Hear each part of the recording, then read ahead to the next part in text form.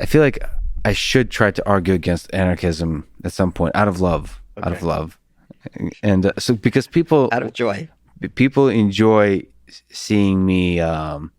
What is it when like Ben Shapiro argues against like a 20-year-old feminist? Ben Shapiro destroys high school student with facts and logic. This is this video of Michael Malice destroys a Marxist Russian communist pig. So anarchism is opposed to hierarchies. Well, that's left anarchism, yeah, anarcho-communism, yeah. The state. But there are many hierarchies that are not the state. We have a hierarchy here. This is your show. I'm deferential to you. Right, but they're, rigid hierarchies. Forced hierarchies is the... Forced hierarchies. Yes. Forced hierarchies, okay. Yes. So do you think it's possible that humans, when left on their own accord, they form hierarchies naturally? Yes, inevitably, in my opinion. Inevitably. Which is why I disagree with the left anarchists. I think it's not a coherent thing to argue for non-hierarchical relationships, even in theory. It doesn't make sense to me. And I know the old school anarchists will call me stupid or uninformed, but I've never been able to even wrap my head around this claim that you could have relationships without hierarchy. Right. So I guess there's a certain sense in which we're living in anarchism now. And I don't mean just like because the nations, as you've said, are in anarchism relative to each other, but isn't the United States just a collective that was formed in anarchy? And this is just the collective that we're operating under, this hierarchy that was naturally formed. It wasn't, well, the United States was not naturally formed. It was formed by force and by fiat. But to your point, I stress this throughout the book. I always say this: anarchism is not a location, it's a relationship. So yeah, you and I do have a hierarchy in that this is your show, but neither of us really has an authority over the other. Like, I'm here voluntarily. You can kick me out if you want. I can leave at any want. Neither of us has the power to force the other to be in this relationship we've chosen. My lawyer, I defer to his judgment. He's not forcing me to do it. He gives me his advice and I could take it or leave it. Same with the doctor. So there is a clearly like who's in charge and who's not in charge, but they're not in a position to impose their will on everybody else. And you could very easily see John is Stephanie's lawyer and Stephanie is John's doctor. And in each of those contexts, one has this position of ostensible authority over the other. So anarchism is in fact not some utopian crazy thing. It is the norm of human relationships where you meet people, you're not necessarily equal. Someone's going to be taller, someone's going to be stronger, someone's smarter, wealthier with others, but you're not at all thinking, I am here and I could tell you what to do, and you are legally or morally obligated to follow my wishes. That is the basis of anarchism. So in what way is the United States imposing by force something on you, do you think? If you leave your house, you will go to jail. My money being taken from you via taxation. Right. But don't you have the freedom to not operate under that?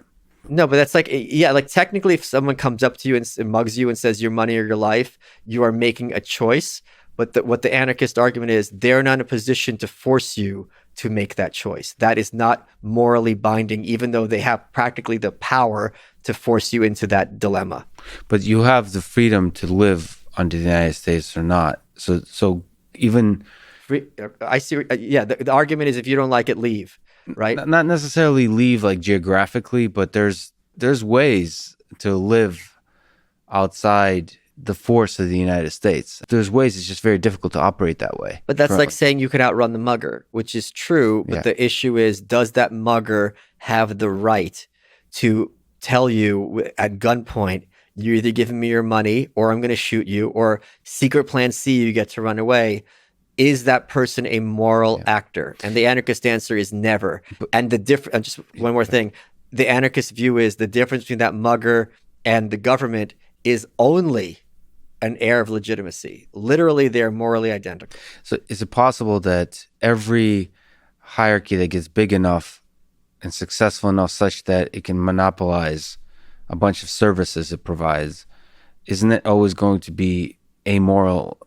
In your sense, the way the United States government is amoral? Well, I don't want to say just like the United States government is immoral, because that implies the United States government is uniquely or especially immoral. Right, government. I just want to clarify that because I know you didn't mean that, and I don't want that to be the implication. Can you repeat the question? I'm sorry. So, like, won't every... Okay, so that's right. That's progressive economics. Yeah. So the argument is, in any market, at a certain point, things tend to centralize, and then that organization de facto can dictate price, can dictate so on and so forth. That is completely ahistorical. If you look at any market, the trend is always towards decentralization. The music industry, right? When we were kids, there were 4 or 5 record labels. They were the ones who made all the songs that you're going to see in the Billboard Top 100 with a few exceptions. Now anyone can go to direct to market. If you look at TV stations, right? It went from CBS, NBC, ABC, then you got Fox, then you had cable, which is 100. Now you have satellite, which you have thousands around the world, and you have YouTube, which is literally infinite. So as technology improves and as wealth increases, which is a function of free enterprise, you are going to always have more and more choice, even within a monopoly. Coca-Cola, right? This is an example I used, I think, in the New Right. When we were kids, every terrible comedian would be like, oh, now they've got diet caffeine-free Coke. What's next? And it's like, yeah, that's good. You want to have, what was his name?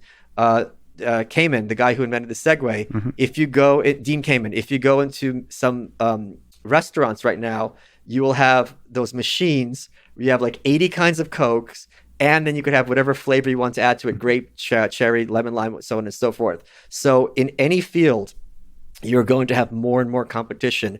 You're going to have less competition and less choices when the state gets involved, because the state wants control. The state wants one big neck with one leash around it. And that way it could just pull that dog in one direction or another. And you saw this last year with the lockdowns. Carol Roth wrote this amazing book called The War on Small Business. And she talked about, we have seen for the first time in history, a massive wealth transfer from small and medium business towards organizations like Target and Amazon, who made trillions of dollars last year, whereas mom and pop, which to me at least is like the acme of American achievement. You come to America, you have a fruit stand, a laundromat, you make socks, whatever it is, you're that unique artisan creating something special. They're the ones who didn't last, whereas Target and Amazon did. So when you have the state involvement, it will always be in favor of Jeff Bezos. And for the simple reason that it's going to be a lot easier for Jeff Bezos to get Nancy Pelosi and Mitch McConnell on the phone than it is for me making socks on Etsy. But your sense is that there'll be less and less over time. Jeff Bezos is, like, whatever the industry we look at, there's a trend towards decentralization across all industries. And when I say decentralization, I just mean choice, right? So if you look at, again, networks, you're going to, if you were in the 80s and you had a network just for LGBT issues, first of all, it's going to be completely heretical. That's not going to happen. And there's not going to be enough necessarily people identify as that to have an audience. Then there was something called Logo. They had that. And there's lots of other shows like that in this way. So more specific, look at websites. I'm positive that you and I, if we wanted to look up breeding guinea pigs, would find thousands of websites about different breeds and all this other stuff. 20 years ago, 30 years ago, like, you're going to have 2 books. Yeah. And they're not going to be dynamic as these new breeds are developed. So at the same time, it does, following on your argument, it does seem easier to move and immigrate from state to state within the United States and to other countries. Do you think that's a form of freedom that embodies anarchism, where you can resist the force of state by choosing where you live? To some extent, but the line, people, some of these boomers will go at me on Twitter if I'm going after the police or something and be like, if you don't like America, get out of here. And I tell them, freedom means I do what I want, not what you want. Freedom means I don't have to move. You don't have to move. Free speech is a good example. It doesn't mean I have to be on Twitter, right? Twitter has the right to ban me. But what I'm saying is, if I'm saying something and you don't like it, too bad. You're the one who has to accommodate me, because I have a right to do what I want with my person as long as I'm being peaceful. So I guess I'm trying to get to the difference between the state and what you would naturally want in anarchy, which is like a security company. Sure. All of those things, they will, as they become successful, start looking more and more like the state, because you get to elect, you give them money, I got you. They have leaders. Yeah. Like, what's the difference between a government and a very successful service provider in anarchism? This gets a little confused in America, because big companies necessarily are in hand with the government, ended up in bed with them. The answer to this question is a long, complicated one, and thankfully it's all in the Anarchist Handbook. There was an essay by Murray Rothbard, who Dave Smith is. This is the essay that converted Dave Smith. So maybe it's not as good as it could have been otherwise, called Anatomy of the State. Yeah. And Murray Rothbard points out that state is the only agency in a country which gets its goods through force. The state is the only agency that is not a producer, but inherently a parasite, because it does not get its money voluntarily, but through taxation and by imposing its values on a country. That is what makes a state uniquely different from, let's suppose, an Amazon or a Barnes & Noble or a Target. Jeff Bezos does not have the authority or the moral legitimacy to get an army and go into somebody's house, whereas Andrew Cuomo or Ron DeSantis, Donald Trump, and Barack Obama certainly do. But is it possible that to reframe, so Jeff Bezos does, if he hires a security force, right? Also, is it possible to reframe taxation as a form of payment? Like if it was done much better, if you could pay this collective that we call government in ways where you could pay for things that you care for, so much. Your money would be much more directly contributing to the things you care for. If you care for a service like healthcare, you would be able to buy essentially insurance from the government. Why am I buying insurance from the government as opposed to insurance from an insurance company? What do you perceive as the difference between a tax and a price? Do you see the difference? Yes, I know on the surface level. I'm trying to get deeply to say there's a lot of similarities. But what I'm saying is there's one essential difference, which is taxes are imposed on you and you have no choice. Here's an example. My book, Ego and Hubris, my biography, it goes for $500 on eBay. Someone paid for it, some crazy person. Mm-hmm. So people were showing me that it's on Amazon for $3,000, something like that. Mm-hmm. You could put $1 million for it. You could charge whatever price you want. The question is someone paying that $3,000 for it? Is someone paying that $1 million for it? And if it's actually the buyer who establishes the price, because the seller can put any price tag he wants, $80 trillion, but unless someone's paying that amount and clearing the market, that price has literally no real meaning, right? It's not an indicator of value or worth or market price. Right. Taxation, on the other hand, is by fiat. I can decide it's fair that you, Lex, have to pay 40% and Joe has to pay 45%. Mm-hmm. Joe and Lex are in no position to be like, this price is too high. That not only is that money set just completely out of their hands, for people who are employees, it's taken out of their paychecks before they even see it. Yeah. So they don't even have the choice to be like, you know what? I agree that the government has the right to pay taxation. Here's my check for 40%. It's going on. It's a completely different paradigm than you are when you're paying for price. So the government provides a lot of services in the current system. Right, but there's no service the government provides that would not be provided better, more efficiently, and with more choices in a market. Well, that's a hypothesis. No, that's very likely. No, that's not. I can demonstrate it to you very easily. I love it when you get flustered. This is what people like. It's so cute. The robot. Don't make me put on the hat again. The robot has the fire, the smoke coming out of his ears. What is price? Okay, so I will tax love. People like. I think of the government as a kind of subscription service. No, that's the anarchist view. The anarchist view of private security would be a subscription service. So that's exactly correct. But everyone hates when you sign up to a gym and then you realize in the contract it's very difficult to cancel that membership, and then they up the price. I mean, there's a lot of unpleasant things with a subscription service that then you can elect to go to another subscription service. Sure. Or you could go on Yelp and complain, and if there's enough people do that, the gym will be receptive. Look at the power of Yelp versus the power of the vote. Well, we could talk about that too. So you're saying Yelp is more effective than voting.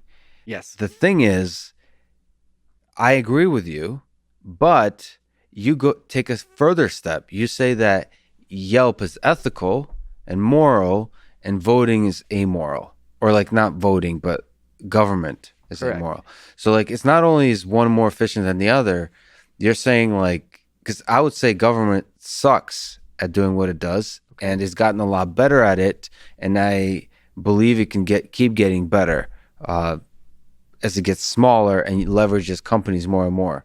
But you're saying, no, government is fundamentally, as an idea, gets in the way of companies that should be doing those things anyway. Correct. Correct. I just think that companies, when you take away government, will start looking like government. They Just because something looks like something does not mean it's the same. If someone puts out a yarmulke and tefillin and they go to shul, they're not Jewish. right. The basic objection you have with government, because you can leave. Like I apologize that this is that stupid Twitter cliche statement. Okay, sure. But your opposition to this idea of leaving the United States is that it's a lot of effort. It's too much friction. That's not the option. The opposition is, in the introduction to the book, Yeah. I say anarchism can be summed up in one sentence: you do not speak for me. Everything else is application. So the claim that somebody I've never met or who I voted against, let's say, I hate Donald Trump, I despise him, I want Hillary Clinton to be president. Too bad Trump's your president. But that's not what I want. Yeah. The idea that this person can come on me and make any claims onto 1 second of my time, as opposed to trying to persuade me, that is something that I, an anarchist, regard as inherently evil and nonsensical. But to operate large organizations, like you see this with cryptocurrency, there's governance. You have to make difficult decisions. There's a block size wars for Bitcoin. Sure. So there is a voting mechanism often with membership when you're a subscription service. But see, the thing is, you're using these words and you're switching definitions, because like if I go to a store, I can technically say I'm voting for Tropicana orange juice as opposed to another one, but to kind of say, oh, well, you're making a choice, therefore every choice is a vote. I think that that's something that the Venn diagram is not. No, there. I literally mean vote in this case, not money. Okay. Like there's some decisions, like should Bitcoin have increases block size? Okay. There's a bunch of different they're called soft forks or hard forks. Oh, I'm not saying you should never vote. Like stockholders have to vote, right? Exactly. But there's no pretense. Let's look at this. If you want to build robots, right? You would sit down with the company. You guys would be like, we should do this kind of robot. We should do this kind of robot. The stockholders would have a vote, or the board, in proportion to their investment in the firm. Mm-hmm. Me, who knows nothing about robots, I am the idea that I'm in a position to walk in and be like, this is what you should do, is crazy and bizarre and wrong, because I'm not in an informed position. So what democracy does is it forces people who run businesses well to run businesses poorly by people who don't know how to run businesses at all. That's one of the many concerns. But you're saying that's the fundamental property of the state. I have a sense that the state could become as effective as what we think of as companies. I mean, this is why they can't, because the state does not have access to data the way that firms do. And this is one of Ludwig von Mises's great points, what he called the calculation problem. If I'm looking at comic books, right, and I have Detective Comics, if Detective Comics 26 is 1,000 and Detective Comics 28 is 1,000 and Detective Comics 27 is 50,000, that is telling me that even if I don't know anything about comics, that Detective Comics 27 is either very, very scarce for some reason or very, very desirable. It's the first appearance of Batman, whatever, but you don't need to know that to just look at this data and be like, okay, this is the market, tell me something. If prices are set by the government, which the government is a monopoly, I have no way of picking those winners or losers. Mm-hmm. I don't have that data of supply and demand of an entire nation or a world of people making individual decisions and having price be dynamic and informing me as the organization where I should allocate my resources. So the price is a really strong signal. Yes. That allows you to operate a voluntary collective where people get what they want. And don't get what they don't want. And it tells me what to produce, what not to produce. And it also is great because if I see this podcasting industry, which didn't exist 5 years ago, and now these people are making bank, that tells me as someone who's an investor, okay, they're making 50% profit, whatever, 10% profit on their capital. In the plant industry, it's 2%. If I'm going to further my capital into this 10%, and that's going to lower the profit rate as that builds up. And that is how markets are regulated voluntarily. But the word government, I just think it's possible to have collectives that of human beings that represent others based on their voluntary. Yes, of course, you have private governance. Absolutely. Right, private governance. Any company, you're gonna have a CEO, you're gonna have a board of directors. Yeah. But then it starts to look very similar to me. A successful private governance mechanism at a scale of the United States starts looking a whole lot like the current government of the United States. Even Amazon, I don't think is anything close to the federal Size-wise. budget, size-wise or Yeah. budget-wise or power-wise. No. So you're saying it's not even state. It's almost like anything at that size. You want to keep things smaller. And markets are not going to combine to that level of the state, because Jeff Bezos will never be in a position to tell everyone in America, I'm going to take 40% of your money before you even see it. That to me is actually unclear. We don't know that to be true, that Google or Amazon can't grow to the size. If you take away the U.S. government, I'm not so sure that Amazon can't grow to the size of the U.S. government. So worst case scenario is we're back where we started, right? That's not worst case scenario. But the concern is that Google is going to be the federal government. That's not the concern. I'm saying like this is what it looks like when Google is the federal government. It's not. It's like, to me, the U.S. government is our best attempt so far to have large scale representation of people's interests. It really sucks, but it's our best attempt so far. And the question is how to improve it. Like if you take away the U.S. government, I'm trying to see how do we improve on that level, that scale of representation of people's interests. Let me give you one example that people could wrap their heads around very easily. I'm against government police monopoly. I'm for private security, right? You don't have to be an anarchist to understand this. Can everyone agree, or at least as a hypothesis, everyone can wrap their heads around, here's a big concern, 911, right? I've heard this 911 call. It's very chilling. There's a kid in a closet. His family's being murdered outside, right? He has to call 911. He's whispering. It's horrifying to hear. There's no reason why the number I call for my family's being murdered is the same number I call for the fire department, is the same number I call for an ambulance. What if instead it operated like Uber? You had buttons on your phone. If there's a real emergency, like someone's gun fires, someone's being killed, you press this, and it sends, instead of the one police district, whatever company is nearby, you have a bunch of them, and they're the ones who are going to come to your house to save you. People can wrap their heads around that very easily. That is one very clear way to go from having a government security monopoly towards having a more free enterprise system. So when you apply that to pretty much anything, it doesn't become that complicated of an alternative. So you're going to criticize this, but I believe the government, it's like the parenting thing we talked about earlier. Okay. I think it creates a safe space I'm for safe spaces, so I'm not going to laugh at you about that. No, I want people to be safe. But for a safe space for entrepreneurship. So I believe that good government. Hold on a second. Okay, Give me a second. Sure. I'm sorry. Yeah. You're right. I'm sorry. I think government gives a opportunity for companies to outcompete it.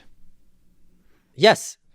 So UPS, FedEx, 100%, not a question. So I believe you need to have private schools, government to give a chance for UPS, FedEx, for SpaceX. Oh, there's an X in there, to pop up, and then government will naturally back off from that place. So but you need the innovator to step in and build the thing. Okay.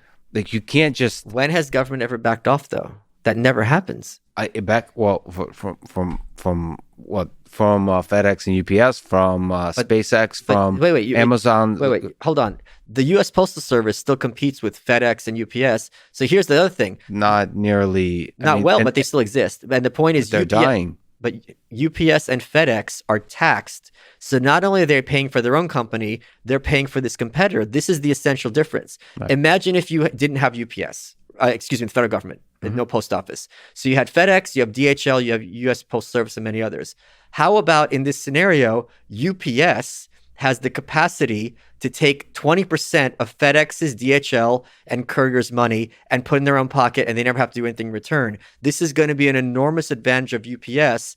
And then when you add the addition that UPS is not necessarily going to be more efficient than the others, this is going to be a huge distortion in the market. Can you imagine if your podcast, you just automatically got 20% of the views of everybody else? Would there be any incentive for you to be great? Or you could just sit in your laurels and do whatever you want, even more than now? It's hard to imagine more than now. That's because you're a robot and lack imagination. I think there just has to be. Of course, you can do it completely without government, but That's all I government need to hear. Okay, that's all I need to hear. Show's over. shows Of over. course, you can do without government. The End. Let us try. The question is, like that safety net that's needed for entrepreneurship, that's needed for. I'm sorry to say, but I have a sense that there needs to be a bit of a safety net for freedom. I'm much more comfortable with saying you need a safety net for freedom than you need one for entrepreneurs. The beauty of markets is with your startup. If you have a startup and it completely fails, the only person who's screwed is you and your investors. Mm-hmm. If I'm a government and I make a startup, the entire society fails, like the Iraq War, right? If I have this cockamamie plan, everyone else doesn't have a choice. They are both funding it and sometimes even drafted or forced into it, right? The safety net, let's getting back to the early anarchists. One of the things that I admire about them, the anarcho-communists, the old school left anarchists, is people don't remember what context they were in. They were in context without a welfare state. They're immigrating in huge numbers from Eastern Europe. You could go to the Tenement Museum in New York, people like 12 to a room, kids are working in factories, or if they're either working in factories or they have to starve. It's not like their parents didn't love them. It's that the parents didn't have birth control, which was a felony. And they also were in a position to put food on the table for their kids because they're uneducated and the jobs are paying nothing. So you could understand why Emma Goldman, Alexander Berkman, Proudhon, and all these other figures were like, this is untenable. We see Carnegie with 80,000 mansions, whereas this lady whose husband died at age 30, who's never been to high school or even junior high school, has 10 kids. How's she going to put food on the table? It's not going to happen. You can understand why they would be like, all right, we need to seize this money and distribute it around the people. That makes a lot of sense. In a contemporary context where food is much cheaper, where shelter to some extent is more available, when medical care, we're so oblivious to how bad things were that we see things are bad now, so we assume that they were better than in some context. They were much, much worse there in many contexts. So if you're going to make an argument for government, for me, the strongest argument is like food stamps or like free lunches for children, because I agree that would be very inefficient. And it's going to probably make them obese because you're going to have Nabisco lobbying to make sure that if you're going to have this protein, you're not going to give the kids an Oreo, aren't you? These kids are poor. You want them to have some pleasure, and that's going to have deleterious effects. But if the choice is an inefficient government program and mass starvation, that is one where, as an anarchist, I could easily see making the argument for that one. Even though I think very clearly private charity would be more efficient and distribute it more effectively. But I at that point, I don't really care about efficiency. If you're throwing out food to make sure these kids get fed, I don't care. So would engagement in military conflict be one of the biggest negative things about the state to you? Yeah, of course. War is the state at its worst. So if we take away war, or make it defensive instead of aggressive. Yeah. Wouldn't that be a huge step forward? If war instead of regarded, this is what drives me crazy. We're taught as kids in school that war is a last resort. And I agree with that. And yet when you look at the corporate press, war is always the first response. And these people do not talk about what war means. They'll show examples during the Bush years of soldiers coming home in caskets, which already is an unacceptable price in many cases for me. But they don't even pretend to care about the people overseas whose countries we've ransacked and lives we've ruined. And it's just like, well, what are you going to do? Not ransack those countries? So that war to me is the state at its worst. See, I think that there's value from small government that doesn't engage in wars. I do think that the kind of collectives that you imagine functioning well would look like the best version of government that I imagine. So okay, great. What a great endorsement.